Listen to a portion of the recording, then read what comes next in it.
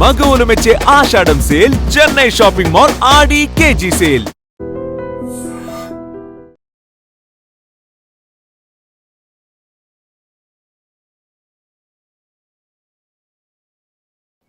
నమస్తే అండి.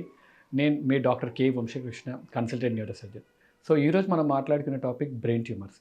So brain tumours అనగానే మనకు ముఖ్యంగా మనం చిన్నప్పటి నుంచి మూవీస్ చూసి అన్నిటికన్నా బాగా గుర్తొచ్చేది బ్రెయిన్ ట్యూమర్ అనగానే భయము అండ్ 6 నెలలు మించి బతకరు అనే భయంతో ఎక్కువగా ఇబ్బంది పడుతూ ఉంటారు. అసలు బ్రెయిన్ ట్యూమర్ ఎందుకు వస్తుంది, వస్తే దాని లక్షణాలు ఏంటి, దాని ట్రీట్మెంట్ ఏముందని మనం తెలుసుకుందాం. సో అన్లైక్ అదర్ ట్యూమర్స్ అంటే మనకు స్మోకింగ్ వల్ల లంగ్ క్యాన్సరు, మనకు మద్యము ఇవన్నీ సేవించడం వల్ల కొన్నిసార్లు పొట్టలో క్యాన్సర్లు, లేకపోతే పొల్యూషన్ ఎక్కువ ఉండడం వల్ల కూడా వచ్చే క్యాన్సర్లు, ఇవన్నీ మామూలుగా ఏదైనా కారణాల వల్ల వచ్చేటివి వేరే క్యాన్సర్ ఉంటాయి. కానీ మెదడుకు అదే పర్టికులర్గా బ్రెయిన్ ట్యూమర్ రావడానికి ఇప్పటివరకు అయితే దేర్ ఈస్ నో రీజన్. అంటే మనకు యూజువల్గా ఫోన్ మాట్లాడితే ట్యూమర్ వస్తుందని అనుకుంటారు, కానీ మొబైల్ ఫోన్ రేడియేషన్ వల్ల కూడా ట్యూమర్ వస్తుందని ఎక్కడ రీసెర్చ్లో కూడా తెలియదు. సో బ్రెయిన్ ట్యూమర్స్కి రావడానికి కారణాలు ఇప్పటివరకు అయితే ఓన్లీ జన్యుపరపరంగా అంటే వంశపార్యపరంగా వచ్చే వ్యాధే తప్ప దానికి పర్టికులర్గా రీజన్ ఏం లేదు. అలా చెప్పంగానే ఫస్ట్ పేషెంట్లు అనేది ఏంది, భయం ఏంటంటే, సార్ మాకు ఇంట్లో ఎవరికి లేదు బ్రెయిన్ ట్యూమరు, మా చుట్టాలలో కూడా ఎవరికి లేదు, మళ్ళీ మాకెందుకు వచ్చింది అంటే, ఇది వంశపార్యపరంగా అంటే తాతలు ముత్తాతల దగ్గర నుంచి కొద్దిగా జీన్ ఆల్టరేషన్ చేంజ్ అవ్వడం వల్ల మనకి ఈ జనరేషన్ వచ్చే వరకు ఆ బ్రెయిన్ ట్యూమర్ వచ్చి ఉండాలి. ఒకటి అది. రెండో రీజను, ప్రీవియస్లీ అంటే తాతలు ముత్తాతలకు అప్పుడు తలనొప్పి కానీ ఏమైనా సిమ్టమ్స్ ఉన్నా దేవుడ ఓవర్లుక్ అంటే ఏం కాదులే చిన్న తలనొప్పిలే అనుకొని జెండు బామో లేదా పక్కకి ఏదైనా మాత్ర దొరికితే వేసుకొని ట్రీట్మెంట్ చేసుకునేవాళ్ళు. అండ్ మూడో కారణం ఇప్పుడు availability, I mean number of CT scan, MRI machines and doctors availability కూడా ఎక్కువ ఉంది అండ్ అప్రోచ్ కూడా ఈజీ అవైలబిలిటీ ఉన్నారు కాబట్టి the number of brain tumour cases have definitely increase comparatively. So ఈ 3 రీజన్స్ కుడ్ బి ద ఎందుకు brain tumours increase అవుతున్నాయి day by day and ప్రీవియస్లో కంపేర్ చేస్తే ఇప్పుడు ఎందుకు ఎక్కువ ఉన్నాయి అనే దానికి మనకు సమాధానం ఒకటి. దాని తర్వాత బ్రెయిన్ ట్యూమర్ ఒకవేళ వస్తే ఆ సిమ్టమ్స్ ఎలా ఉంటాయి, దానికి మనం ఎలా ముందు జాగ్రత్తలు ఏం తీసుకోవాలి. ఎనీ బ్రెయిన్ ట్యూమర్ వచ్చినా ముందుగా మనకు symptoms the most red flag science లేకపోతే భయపడే సిగ్నల్స్ ఏంది ఒక హెడ్ఏక్లో అంటే తలనొప్పి, మొత్తం తలంతా, దాని హోలోక్రేనియల్ హెడ్ఏక్ అంటాం. తల భాగం మొత్తంలో తలనొప్పి రావడం, అర్లీ మార్నింగ్ హెడ్ఏక్ ఎక్కువ ఉండడము, తలనొప్పి వాంతులు రావడము, దీంతో పాటు చూపు మసకగా అవుతుంది అని అంటే these are very bad signs for headache.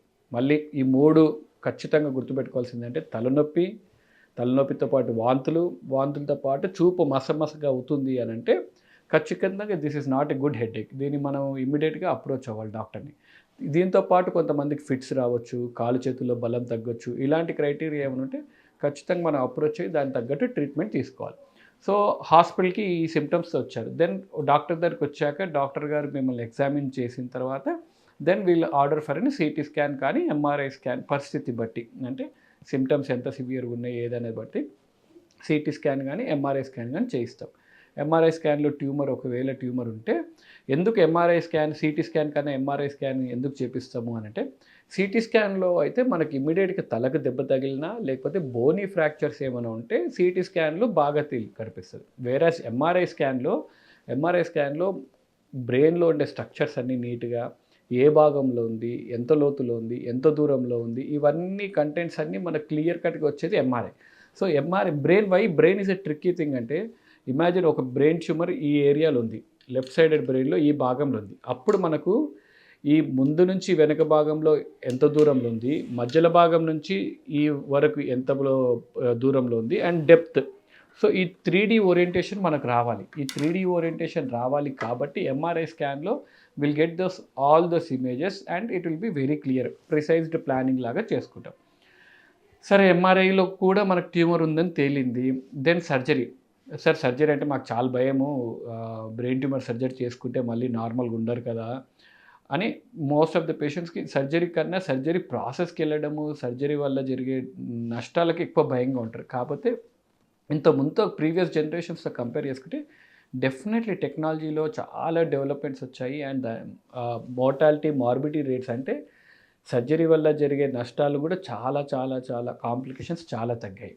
Microscope కానీ, న్యూరో నావిగేషన్ కానీ, మనకు ఇంట్రాప్ న్యూరో నర్వ్ మానిటరింగ్ కానీ ఇవన్నీ రీసెంట్ అప్డేట్స్ వచ్చాయి. ఇప్పుడు ఏఐ కూడా న్యూరో సర్జరీలో వాడుతున్నాం కాబట్టి కాంప్లికేషన్స్ రేట్స్ బాగా తగ్గిపోయాయి. న్యూరో నావిగేషన్ అనేది ఎలా అంటే it is like a robot for neuro surgery. అంటే ఇప్పుడు ఇమాజిన్ ఈ భాగంలో మనకు ట్యూమర్ ఉంది. సో నేను ఆపరేట్ చేసేటప్పుడు ఈ చుట్టుపక్కల భాగం ఎక్కడ డ్యామేజ్ అవ్వకుంటే ఎగ్జాక్ట్లీ ఇక్కడికే ల్యాండ్ అవ్వాలి. సో ఇంతకుముందు అనాటమికల్ నాలెడ్జ్ యూజ్ చేసుకొని we would have landed up exactly on the tumour. కొన్ని అటు ఇటుగా కొన్నిసార్లు ఈ ఏరియాలు మిస్ అయ్యే ఛాన్సెస్ ఉంటుంది. So this navigation will guide you, అంటే ఎగ్జాక్ట్లీ ద ట్యూమర్ని లోకలైజ్ చేసి మనకు ఆ ఏరియా వరకే వెళ్తాం. సో చుట్టుపక్కల అంటే కొల్లాటరల్ డ్యామేజ్ అయ్యే ఛాన్సెస్ చాలా తక్కువ, చుట్టుపక్కల ఏరియాలు డ్యామేజ్ అయ్యే ఛాన్సెస్ చాలా తక్కువ ఉంటుంది. కాబట్టి న్యూరో నావిగేషన్ రావడంతో there is a definitely change in the neurosurgery mortality and morbidity. And also the microscope వల్ల కూడా చిన్న చిన్న రక్తనాళాలు బ్రెయిన్లో చాలా వందల వేల కొద్ది రక్తనాళాలు ఉంటాయి. సో ప్రతి రక్తనాళాలని మనం జాగ్రత్తగా డీల్ చేసుకోవాల్సి వస్తుంది. సో మైక్రోస్కోప్ తోటి మనకి ఎన్హాన్స్డ్ విజన్. సో అదే మైక్రోస్కోప్లో ట్యూమర్కి ఇప్పుడు మనకు ఒక ఇంజెక్షన్ డై ఇస్తే ఓన్లీ ఆ ట్యూమర్ ఏరియా వరకే బ్రైటన్ అయిపోతుంది, చుట్టుపక్కల నార్మల్ బ్రెయిన్ నార్మల్ లాగా అనిపిస్తుంది. So we will be able to target only that coloured area.